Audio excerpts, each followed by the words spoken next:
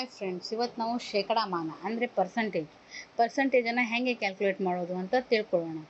ಉದಾಹರಣೆಗೆ ನೋಡಬೇಕಂದ್ರೆ ನೋಡಿ, ಒಂದು ತರಗತಿಯಲ್ಲಿ 60 ಜನ ಮಕ್ಕಳಿದ್ದಾರೆ. ಅದರಲ್ಲಿ 40% ವಿದ್ಯಾರ್ಥಿನಿಯರಿದ್ದಾರೆ. ಹಾಗಾದರೆ ವಿದ್ಯಾರ್ಥಿಗಳ ಸಂಖ್ಯೆ ಎಷ್ಟು ನೋಡೋಣ. ವಿದ್ಯಾರ್ಥಿನಿಯರ ಸಂಖ್ಯೆಯಲ್ಲಿ ಏನು ಕೊಟ್ಟಿದ್ದಾರೆ? ಪರ್ಸಂಟೇಜಲ್ಲಿ ಕೊಟ್ಟಿದ್ದಾರೆ. ಹಾಗಾದರೆ ಇದರದ್ದು ಸೊಲ್ಯೂಷನನ್ನು ನೋಡೋಣ. ಇದನ್ನು ಹೆಂಗೆ ಕ್ಯಾಲ್ಕುಲೇಟ್ ಮಾಡೋದು ಅಂತ ನೋಡೋಣ. ಫಸ್ಟ್ ನಾವು ಏನು ನೋಡ್ಬೇಕಂದ್ರೆ, ಒಂದು ತರಗತಿಯಲ್ಲಿ ಎಷ್ಟು ಜನ ಮಕ್ಕಳಿದ್ದಾರೆ ಅಂದರೆ 60 ಜನ ಮಕ್ಕಳಿದ್ದಾರೆ. ಅದರಲ್ಲಿ ಎಷ್ಟಿದ್ದಾರೆ? 40% ಹುಡುಗಿಯರು ಇದ್ದಾರೆ.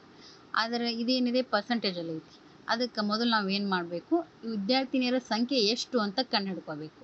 ಹೆಂಗೆ ಕಂಡುಹಿಡ್ಕೋದಪ್ಪ ಅಂದ್ರೆ, ಈಗೇನು 40 / 100 × 60 ಯಾಕಂದರೆ ಟೋಟಲ್ ಮಕ್ಕಳ ಸಂಖ್ಯೆ 60. ಅವಾಗ ನಾವು ಈ ಥರ ಕ್ಯಾಲ್ಕುಲೇಟ್ ಮಾಡಿದಾಗ ಬರ್ತೈತಿ 24. ಅಂದ್ರೆ 24 ವಿದ್ಯಾರ್ಥಿನಿಯರು ಇದ್ದಾರೆ ಅಂತ ಅರ್ಥ. ಇವಾಗ ನಮ್ಗೆ ವಿದ್ಯಾರ್ಥಿಗಳ ಸಂಖ್ಯೆ ಕಂಡುಹಿಡಿಯೋದು ಸುಲಭ ಆಗ್ತೈತಿ. ಹೆಂಗಪ್ಪ ಅಂದ್ರೆ, ವಿದ್ಯಾರ್ಥಿಗಳ ಸಂಖ್ಯೆ ಕಂಡುಹಿಡಬೇಕಂದ್ರೆ ಒಟ್ಟು ಮಕ್ಕಳ ಸಂಖ್ಯೆ ಮೈನಸ್ ವಿದ್ಯಾರ್ಥಿನಿಯರ ಸಂಖ್ಯೆ ಮಾಡಿದರೆ ನಮ್ಗೆ ವಿದ್ಯಾರ್ಥಿಗಳ ಸಂಖ್ಯೆ ಸಿಗ್ತದೆ. ಒಟ್ಟು ಮಕ್ಕಳು ಎಷ್ಟು ಜನ ಅದಾರ? 60 ಜನ ಅದಾರ. ವಿದ್ಯಾರ್ಥಿನಿಯರು ಎಷ್ಟು ಜನ ಅದಾರ? 24 ಜನ. ಈಗ ನಾವು ಕ್ಯಾಲ್ಕುಲೇಟ್ ಮಾಡಿದ್ವಿ.